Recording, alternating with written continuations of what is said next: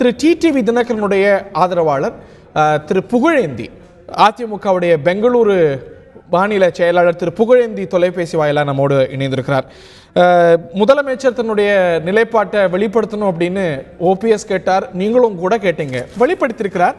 TTV தினகரனுடைய நிர்வாகிகள் பட்டியல் செல்லாது, அவருடைய நியமனமே டிடிவி தினகரனுடைய நியமனமே சர்ச்சைக்குரியதுன்னு முதலமைச்சர் தெளிவான நிலைப்பாடு எடுத்திருக்கிறார். Your reactions mister Pugazhendhi. இப்பொழுது அரங்கத்தில் மிஸ்டர் பாண்டே அவர்கள் சொன்னதை நாம் கேட்டுக்கொண்டிருந்தோம். மிக தெளிவாக விளக்கமாக அவர்கள் விளக்கி எல்லாவற்றையும் சொன்னார்கள். அதுல நான் கேட்கிறேன், தெரியாம நிலைப்பாடு அப்படின்னு சொல்லி டிடிவி தினகரன் அவர்கள் கழகத்தினுடைய துணை பொதுச் செயலாளர், இப்பொழுது இன்றைய தினம் துணை பொதுச் செயலாளர் அல்ல, அவரை தேர்ந்தெடுத்தது செல்லாது என்று இன்றைய தினம் சொன்னால் 5 ஆண்டுகள் அவர் உறுப்பினராக இருந்திருக்க வேண்டும் என்று சொன்னால் என்னை தயவு செய்து மன்னிக்க வேண்டும். இந்த குறுநில மன்னர்கள் எல்லாம் அவரை தேர்தலிலே வேட்பாளராக நிறுத்தி வெஞ்சாமரம் வீசிக்கொண்டு அவருக்கு வாக்களியுங்கள் என்று வீதி வீதியாக போனது ஏன்? அப்பொழுது 5 வருடம் முடியவில்லை என்று ஞானோதயம் வரவில்லையா? இன்றுதான் ஞானோதயம் வருகிறதா? தினமும் அவர் வீட்டிற்கு சென்றது ஏன்? அவர் அலுவலகத்திற்கு வந்தது ஏன்? அலுவலக பணிகளை மேற்கொண்டது ஏன்?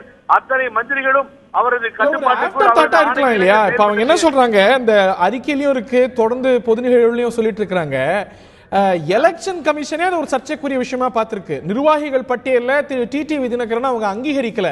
அப்படிங்கும் போது அந்த நிலைப்பாடு எலெக்ஷன் கமிஷனும் அந்த கிளாரிட்டியை கொடுத்ததுனால இந்த ஒரு தெளிவு ஏற்பட்டு இந்த நிலைப்பாடு எடுத்திருக்கலாம் இல்லையா? எந்த எலெக்ஷன் கமிஷன் எங்க சொல்லி இருக்கு Hari? Election commission have no jurisdiction to intervene. This general secretary is the post.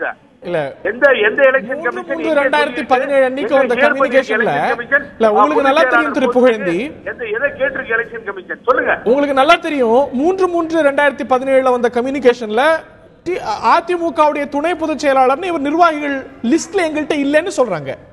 இவங்க சொல்றாங்க சார், இவங்க தானே எழுதி கொடுத்து அப்டேட் ஃபைல் பண்ணிருக்கோம். நானும் ஒரு நிர்வாகி தானே, கர்நாடகா மாநில செயலாளர், எங்களுடைய பொதுக்குழு உறுப்பினர்கள் எல்லாரும் எழுதி கொடுத்திருக்கோம்ல. அதுல துணை பொதுச் செயலாளர் டிடிவி தினகரன் எல்லாருமே அப்டேட் ஃபைல் பண்ணிருக்கோம்ல.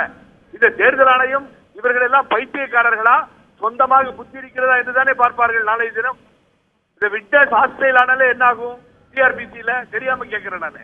நிறைய டெக்னிகாலிட்டிஸ் இன்வால்வ், இதுல நிறைய சட்ட சிக்கல்கள் இருக்கு. வழி தேடி தலைமை கழகத்திலே இன்றைய தினம் இந்த முடிவை எடுத்திருக்கிறார்கள். இதுதான் உண்மை. ஆகவே இது நடக்காது. தொண்டர்கள் இதற்கு பதில் சொல்லுவார்கள். தமிழகம் முழுவதும் ஏற்படுகின்ற எதிர்ப்பை இவர் முடிந்தால் சமாளித்துக் கொள்ளட்டும். நாங்கள் தயார், நோ ப்ராப்ளம். இல்ல இந்த நீங்க சொன்ன வார்த்தையை நான் அப்ஜெக்ட் பண்றேன். நீங்க பயன்படுத்திய அந்த சொற்பதத்தை நான் ஸ்ட்ராங்கா அப்ஜெக்ட் பண்றேன். பைத்தியக்காரன் பயன்படுத்திய வார்த்தையை I strongly object to it. பொதுக்குழு உறுப்பினர் இருக்கிறார்கள். இது ஒரு மாபெரும் இயக்கம்.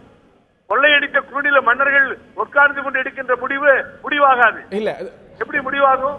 அழகா அங்க மிஸ்டர் பாண்டே எக்ஸ்பிளைன் பண்ணிட்டே போனார் எல்லாத்தையும். நேற்றைக்கு வரைக்கும் வேண்டும். அப்பொழுது பொருளாளர் திண்டுக்கல் சீனிவாசன் என்பதும் அவைத்தலைவர் செங்கோட்டையன் என்பதும் அது மாத்திரம் சரியான முடிவா?